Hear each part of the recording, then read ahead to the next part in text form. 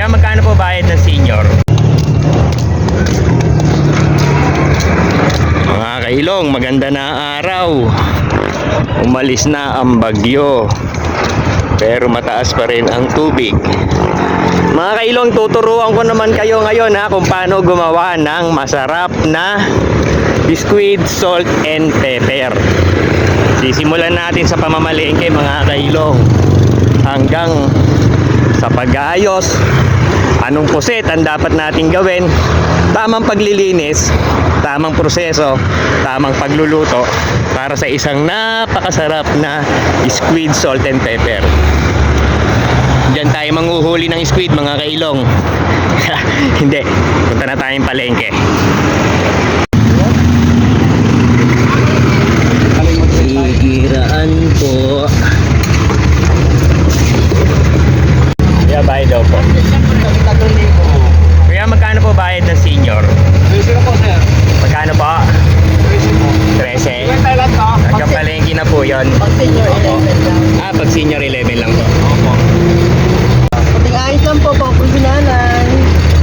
At ito po bayad senior po.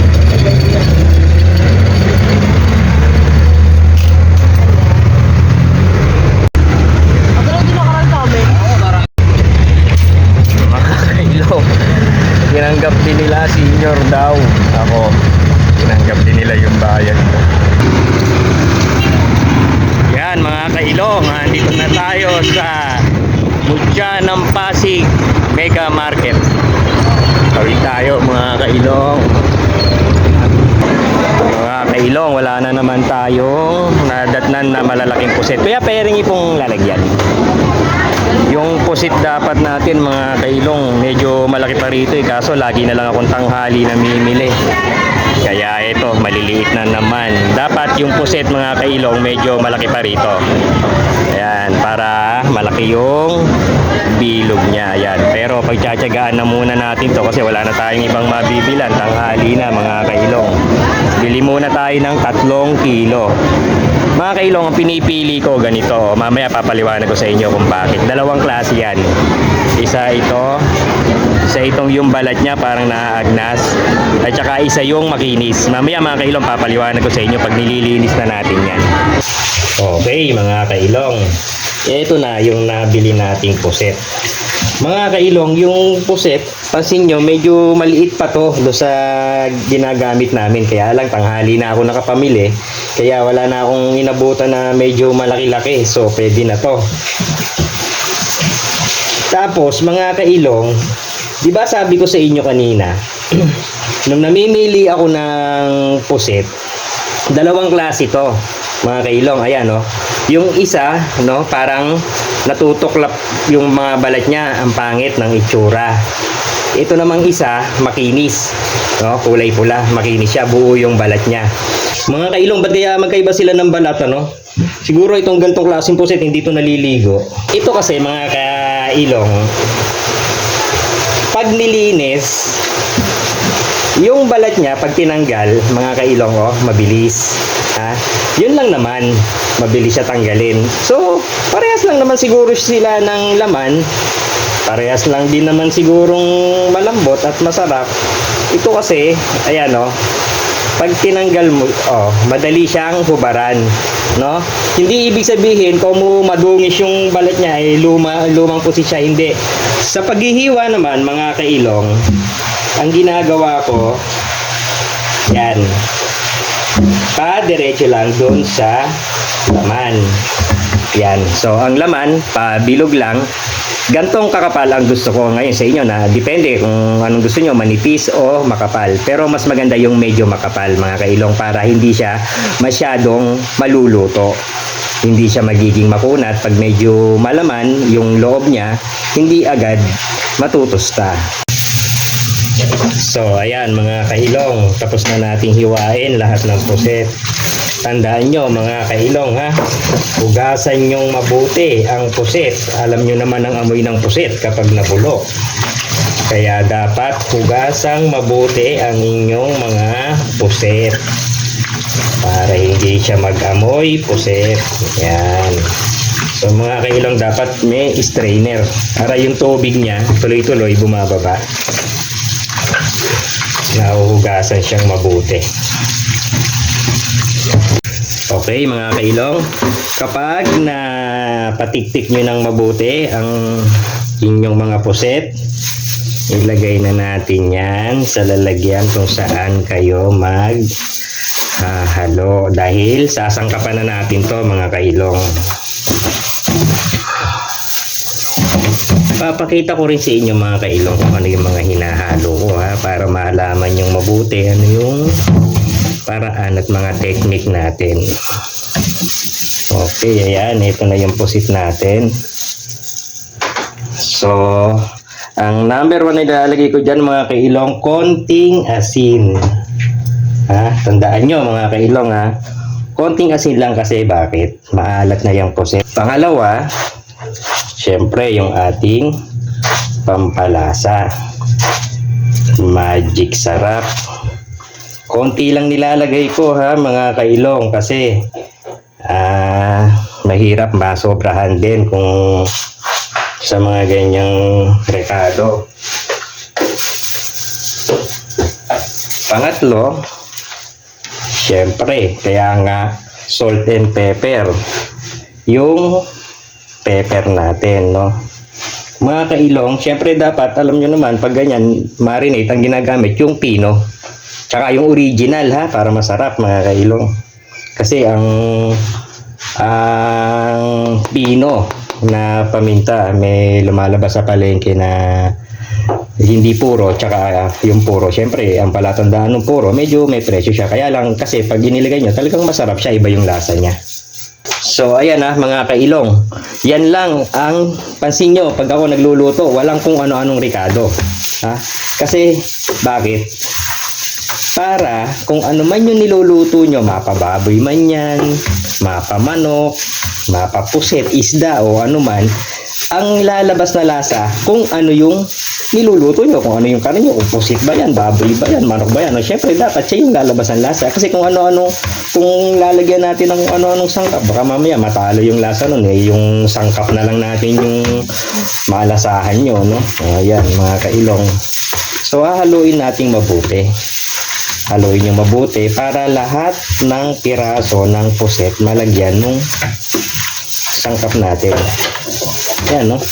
Simpleng-simple, di ba? Ayan, mga kailong. Buksan natin ang ating paglulutuan. Painitin muna natin bago natin lalagyan syempre ng mantika.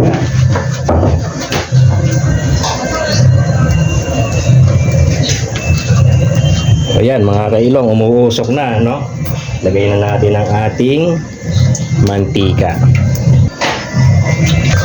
Habang inaantay natin na uminit ang ating mantika, maglagay na tayo na ito mga kailong. Bahala kayo nung gusto nyo ulit na gamitin. Gusto nyo ba harina o cornstarch? Kami, ang gamit namin halo harina at cornstarch. Make sure lang na malalagyan natin ng lahat ng kanyang parte. Ibukod nyo lang mga kailong, bilog sa bilog, yung mga ulo. Lagay na natin to lahat. Ayan mga kailong, no? Dapat mainit na mainit bago tayo magsalang ng puset. Tandaan nyo mga kailong, kasi ang laman ng puset dapat to biglaang maluluto. Hindi siya kasi pagtatagalin. So dapat paglagay ng puset, saglit lang yan mga kailong, hahanguin na para yung loob niya hindi masyado maluluto, yung labas lutong-luto siya. So ayan, umuusok na. So ang mantika natin hanggang 2 araw mga kailong, kasi sunog yan, masusunog agad, magbabago agad kasi nga ang pagluluto dapat sobrang init siya. So ayan, katulad niyan mga kailong. Ang una nating isasalang yung bilog. Bilog muna tayo. Yan, ingat lang mga kailong kasi mantika baka matalsikan tayo. Kadalasan yung puset, kahit puset pumuputok, tumatalsik ang mantika niya. So, haluin lang natin para pumantay yung luto niya.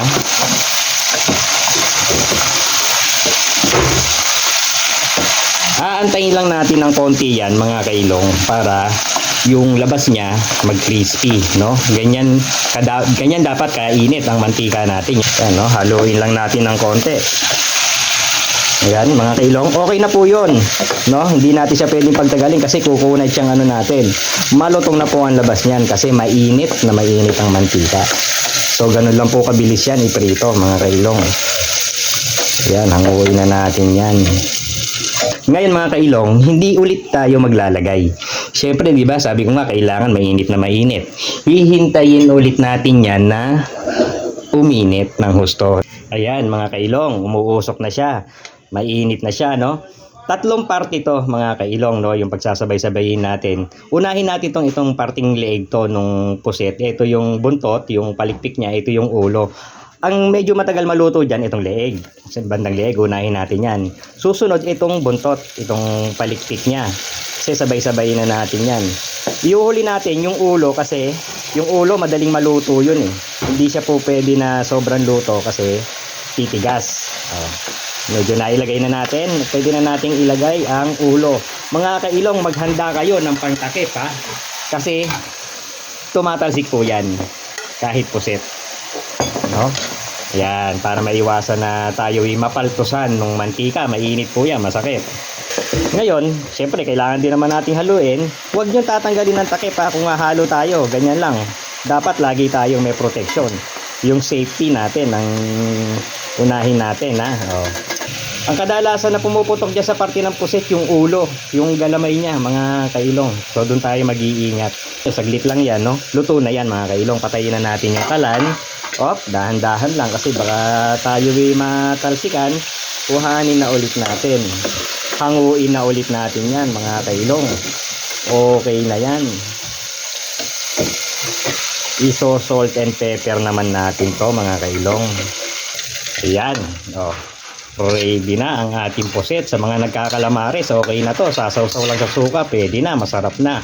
Pero tayo, iso-salt and pepper natin to, mga kailong. So, ayan, no, mga kailong. So, salt and pepper na natin siya. Tandaan nyo, mga kailong, ha, konting mantika lang ang ilalagay natin kapag salt and pepper na natin siya. Siyempre, una natin ilalagay yung bawang.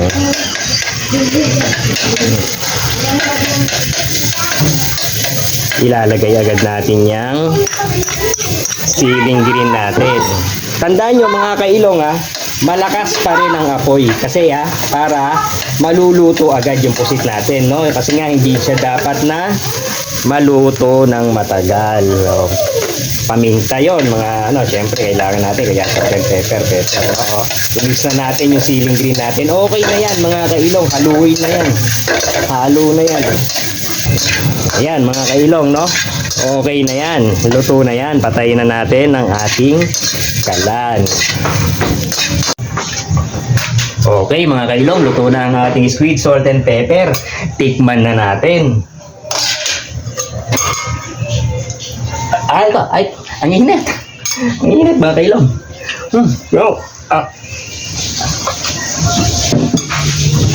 Grabe, mga kailong.